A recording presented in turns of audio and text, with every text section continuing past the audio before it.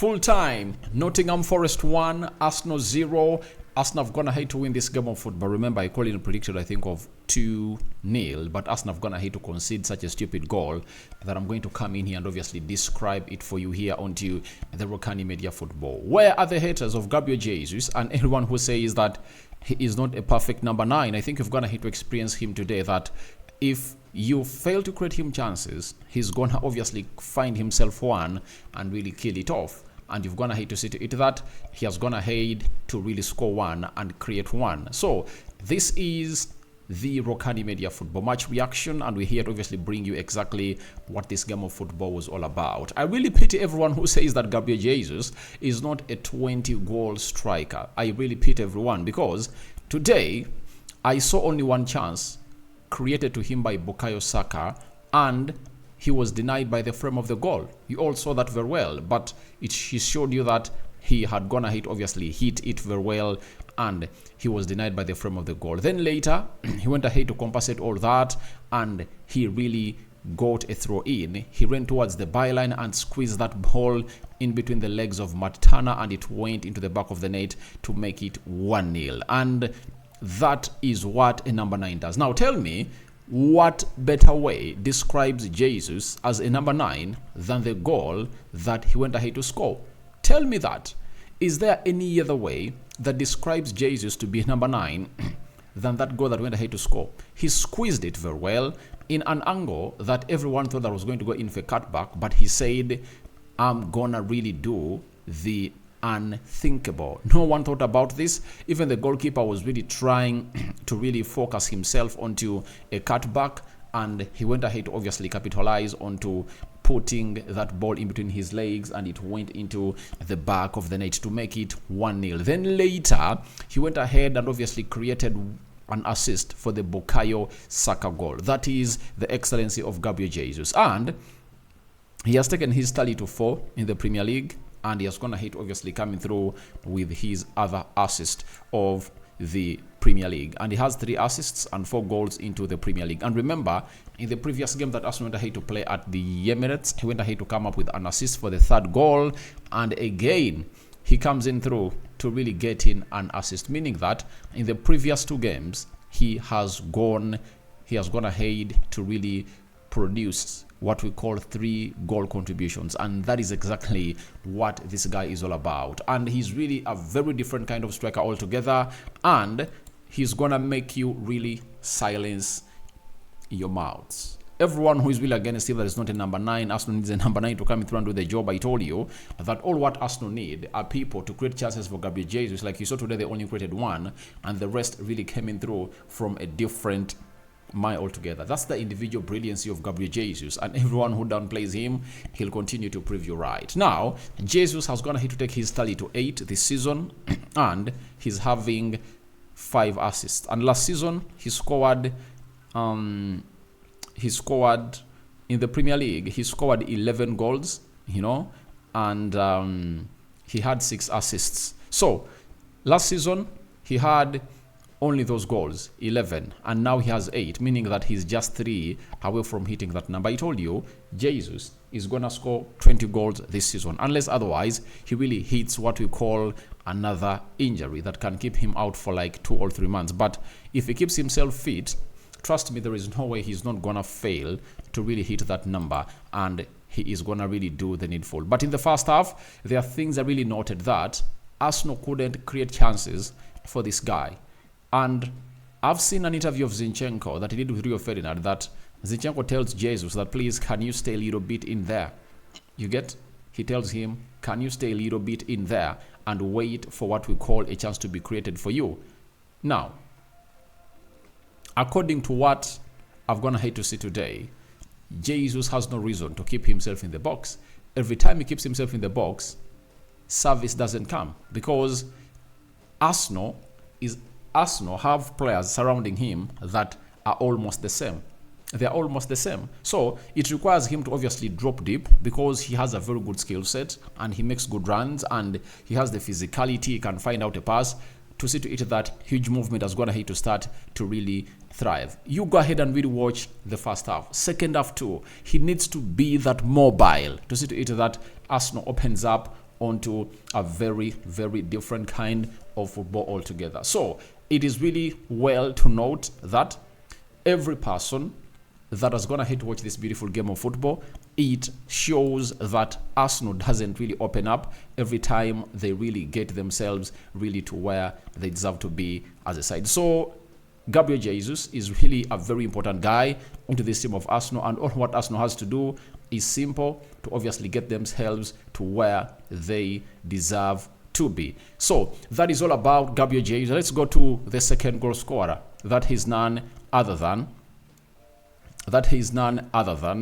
Bukayo Saka. And this is what I told you, that even when you're having a bad game, score those goals, put in an assist. It will help you when it comes to the stats. It will help you when it comes to everyone capitalizing onto your performances, because he has gone ahead to score his 7th Premier League goal of the season, and he now has 7 assists. That is Bukayo Saka for you. So when you look at Saka this season, that takes his tally to 10 goals, and he's having 11 assists, meaning that he now has double figures in goals and double figures in assists. And he's one of those players of Arsenal that I called in to obviously gate what we call 20 goals this season. Him, Gabriel Jesus, and Trossard, for me, those three are really going to be on a run to get Arsenal those goals. I don't think that Martin Odegaard will hit 20 unless otherwise a magical performance really goes ahead to happen. But I can confirm to you that Saka has gone ahead to put in a very beautiful performance that has gone ahead to see to it that he had to score that goal. And I think it's really better for him to really gate himself towards the game of Liverpool as far as this beautiful game of fixture is really concerned. And I tell you, Arteta brought in a very good team. They possessed everything and it was in their favor.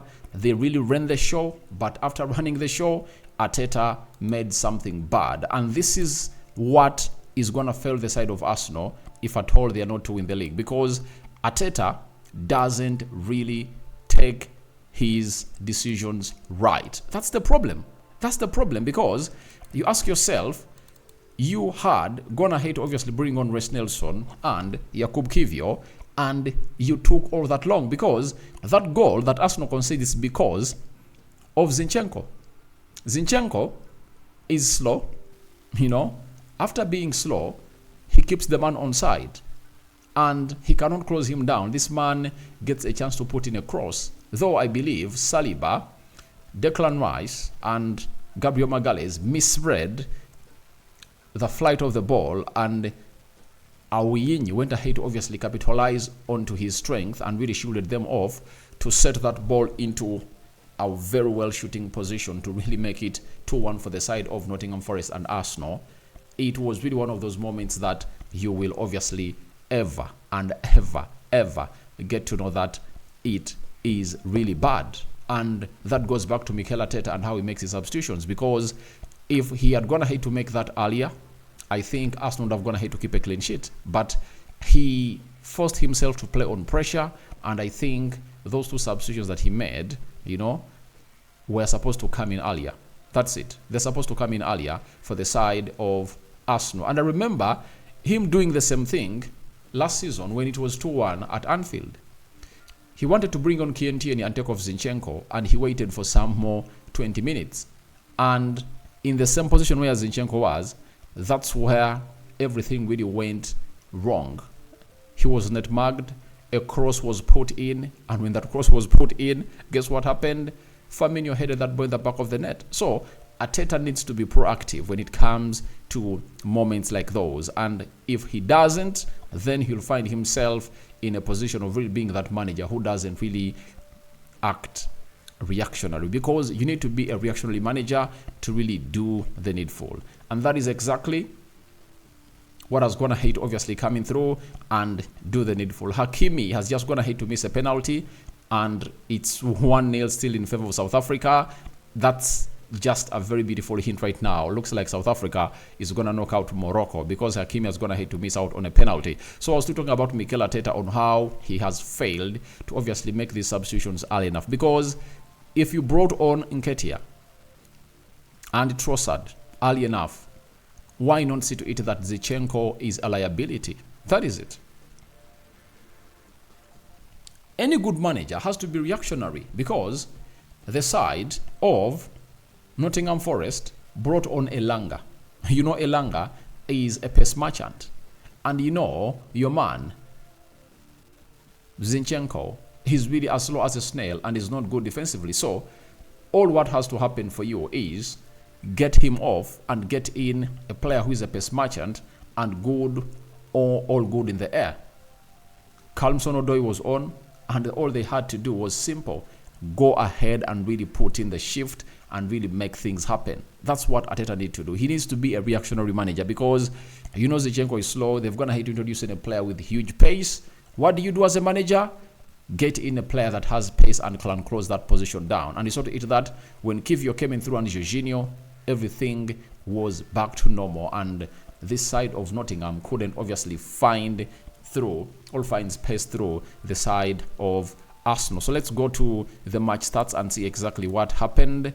9 shots by Nottingham Forest. Arsenal had 19. 3 shots on target by Nottingham and 3 shots on target by Arsenal. This is where the problem was. And you saw to it that for them to score goals, they need Gabriel Jesus to compose himself better. And he went ahead and really composed himself very well with a goal and an assist, meaning that they lacked composure into that final third. I saw Saka trying to shoot anyhow, and I'm going to talk about Martinelli after this. I'm going to talk about Martinelli and really show you that certain things are really not meant for certain people, and they need to obviously know to it that they can be doing better. 26% ball possession by Nottingham Forest. Arsenal had 74% ball possession. 260 passes completed by Nottingham Forest. 756 passes completed by Arsenal. 73% passing accuracy by Nottingham. It was 89% passing accuracy by Arsenal. 6 fouls by Nottingham, 7 fouls by Arsenal. 0 yellow cards to Nottingham Forest, and 1 went to Arsenal, to Gabriel Jesus in the first half. 0 red cards to Arsenal, 1 offside to Nottingham Forest, and 3 offsides to Arsenal. 2 corners to the side of Nottingham Forest and 10 corners to the side of Arsenal. And this is where you ask yourself, Arsenal scored 2 goals in set pieces, and that was a corner when they are playing against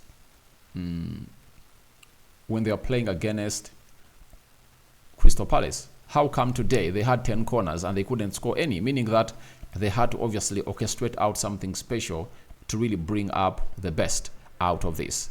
Then we go to the Premier League table and see how everything is really panning out.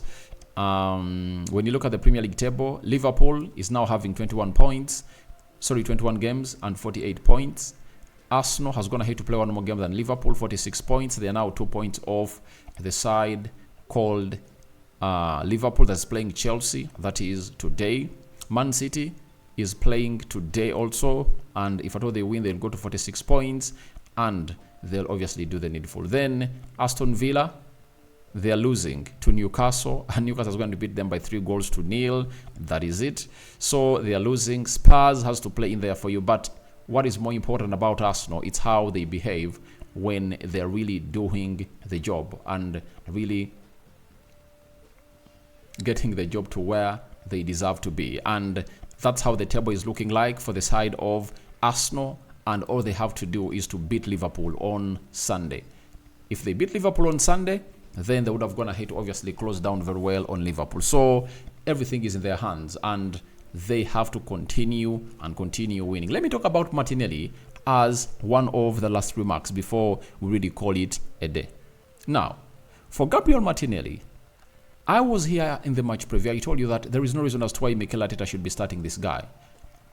And you now know why I was telling you the truth. If I ask you, what did Gabriel Martinelli do on the pitch for the minutes he played, you'll tell me nothing. So it's better you start Trossard and you get in Martinelli to capitalize onto those spaces, because around that time teams will be opened up and defenders will be tired.